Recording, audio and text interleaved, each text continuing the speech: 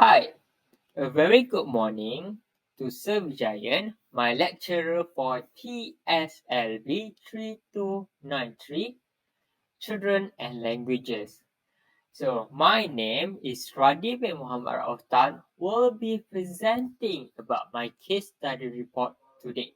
So, without further ado, let's get started. So, first of all, I would like to talk about the executive summary, which is the summary of my case study report. So, first of all, the case study examines how mother and child relationships between Russians and Swedes use inherited language in the commonplace context. The commonplace context here means that a kitchen inside of the house. So second, house language lessons, also known as language workouts, aid individuals in learning and using multiple languages effectively, meaning that here it will help the children to be able to learn multiple languages inside of the house effectively. Third, the study found that using a parent talk register with diminutive stimulates language focus, interpersonal, and instructional characteristics, meaning that here it will improve the child's interpersonal and also instructional characteristic and also will stimulate the language focus characteristics. Fourth, the research provides parents with useful information on how to support their children in learning and using multiple languages effectively at home through language workout. So, moving on, the second part of my presentation today, which is the introduction for my case study report. So, a recent study highlights the importance of understanding how real languages are used in multilingual households, meaning that it is very important for us to understand how real languages are being used inside our home. And the legacy language refers to native tongue that is not widely spoken in the neighborhood. Meaning that here, for an example, if the neighborhood is using English, meaning that the legacy language here is another language that is not in English. Third, little attention is given to how maintaining a heritage tongue and speaking multiple languages fit into regular family life, meaning that it is very important for the parent to give attention to the children to learn better language. However, the study examines the structure and outcomes of two of home language classes or language workouts that involve first parent-child interaction in daily activities to practice language skills and emphasizes the child's agency in the language learning process. Moving on to the third part of my presentation is actually findings. So what are the findings that I found from my report here? The findings of my report consist of three parts. So the first one is designing a task-centered heritage language maintenance activity. Second, learning and intimacy in a bilingual language workup. And last but not least, the third one is child's appropriation of the format and complexity of the language workout. So, Of course, we are going to be explaining about the first one first, which is 3.1, the finding of designing a task-centered heritage language maintenance activity. So what it is exactly about? So it is about a Russian-speaking mother and 3-year-old daughter, Lisa, who are making pancakes on a weekend. This setting is inside a home of a kitchen. The mother here uses the opportunity to introduce Lisa to her heritage language with 4-minute side project and encourages language learning while they wait for the pancakes. So moving on, the third part here is actually they empty the dishwasher together, which fosters communication and language learning while they work as a team. We can see here they are working as a team because they are doing it together. And also not forget to mention, it's also crucial that we can see that Lisa gains life skills like responsibility and time management while participating in everyday household tasks. This is very important, especially for every child's development. Also, this activity exemplifies how language learning can be incorporated into daily life, and the mother uses interactional strategies to negotiate language use and emphasize children's agency in the process. So without further ado, let us move on to the second part of my findings, which is 3.2, learning and intimacy in bilingual language workout. So what this is about? So first of all, parent-toddler interactions teach toddlers object naming through physical pointing motion. We can see here an example of the parent mother and her daughter Lisa. Okay, the mother's use of prosodic and grammatical cues is important for effectiveness of the strategy. Of course, when we are learning or teaching a language, it's very important for us to teach about grammatical cues or grammatical so that we can prevent grammatical errors in the future. Also, the mother uses diminutives to encourage children to learn and use them. This is very important because diminutive can actually help children to learn faster and easier. But children in multilingual families receive limited exposure to language at home but can receive additional exposure through weekend classes and homework, meaning that here children in multilingual families can actually use additional exposure as a benefit for them to learn language better.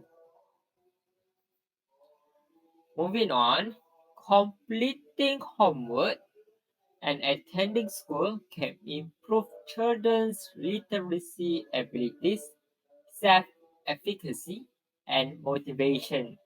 Meaning that here, first, completing homework and attending school may improve children's communication skills because they can actually talk and communicate and interact with other students at school. And second, parental participation in homework and teacher praise can improve children's literacy ability and increase self-efficacy and motivation because students and children tend to work harder when they are receive praise or maybe reward from the teacher itself. Moving for 3.3, which is the last part of my finding, which is child's appropriation of the format and the complexity of the language workout. So, what is important about this? Because first, the language focus exercise is interactive and cooperative. Because these two things is very important because the exercise here is just adjusted to suit the child's communicative input.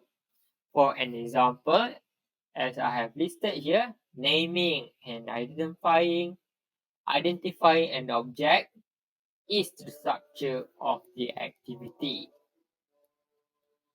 Next, the flow of teaching and learning depends on Lisa's ability to follow the parents' cues and take the initiative on her own. Meaning that here, we need to follow Lisa's ability based on her to follow the parents' cues.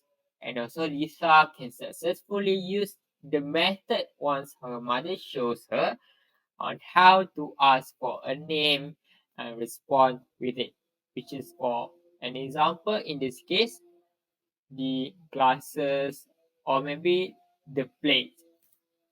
And also Lisa chooses an item from the dishwasher and asks the other participant to name it, just like I have mentioned before, just like the plate.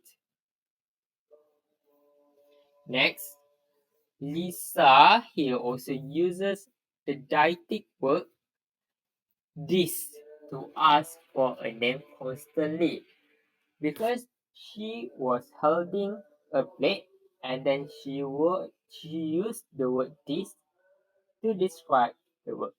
And the mother models a question in its entirety and emphasizes the right response rather than reacting to Lisa's proto questions, meaning that there are a few prompts that have been given by the mother before answering Lisa's question. And the mother inquires as to who owns the plate in a follow-up query. So, what does exactly this mean? This exemplifies the collaborative and flexible character of language-centered practice as Lisa picks up on her mother's cues while also taking independent action. In the independent actions here, meaning that Lisa can actually improve her way of thinking to solve the language problem that she is facing. Moving on to the fourth part, which is the discussion. Okay, for the discussion part, I have make it into two parts. The discussion consists of two parts, which is the first one is the relevance of the findings, and also I would like to include the second part, which is the questions theory of language acquisition. So without further ado, let's get right into it. So first part of it is 4.1, the relevance of the findings. So what are the relevance of the findings that I have found from my report? First, the research focuses on language workout, which is a language-centered technique used by parents to expand their child's vocabulary in their native tongue. And this technique involves in naming and describing objects during a routine task such as emptying the dishwasher. This can be happening in this can be happening in the house kitchen. Also, the turn structure of the activity promotes group discussion and provides a chance to talk about each item. The group discussion here we can see we can see is the mother herself, and also Lisa herself. So the language workup involved in meta-linguistic and meta-pragmatic talk and emphasizes different language components.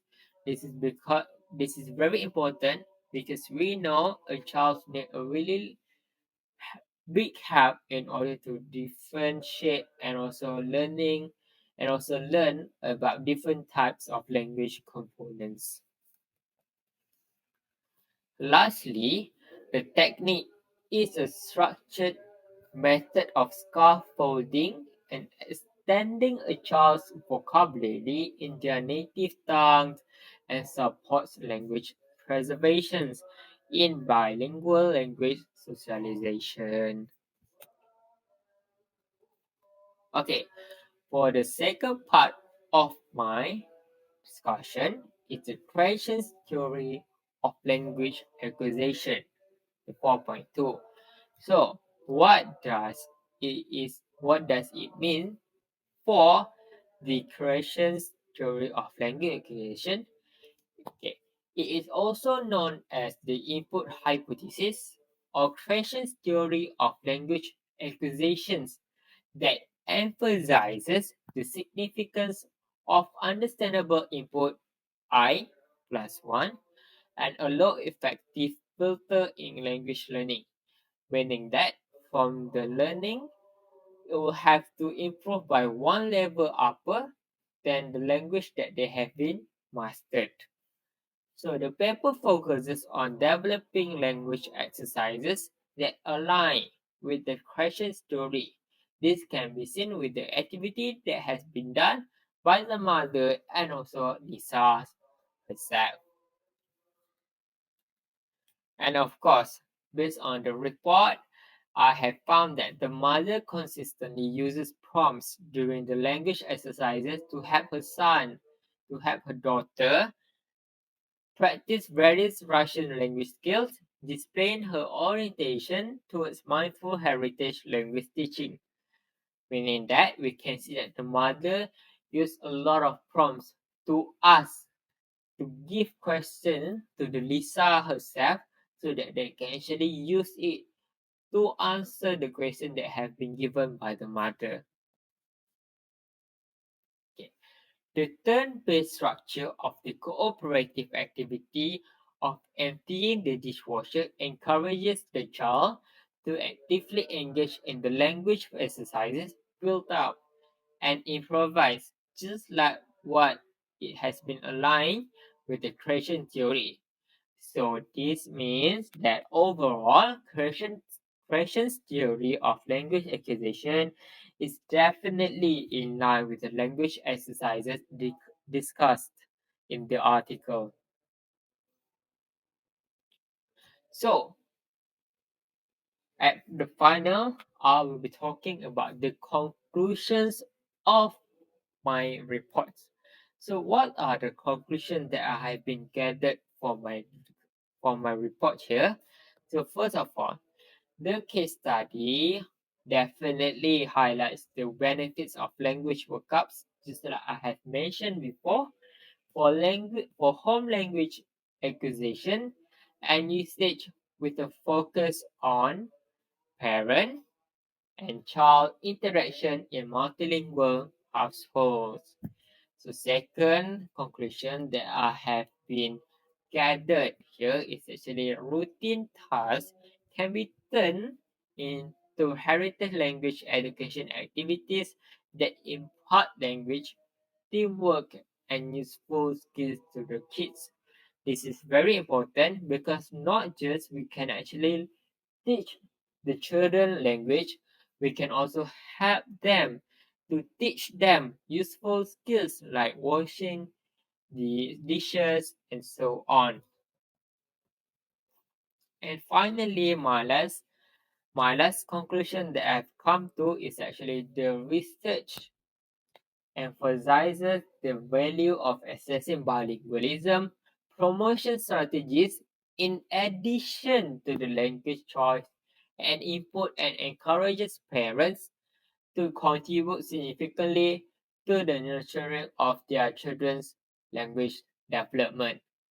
This is very important because children can actually use their parent as a bandura, let's say an example, because children take their parents as a big role for them to follow what the parents are going to be doing, especially in their future development. So that is all for my presentation for my report case study. Thank you so much for listening, and I hope you have a great day. Thank you and bye.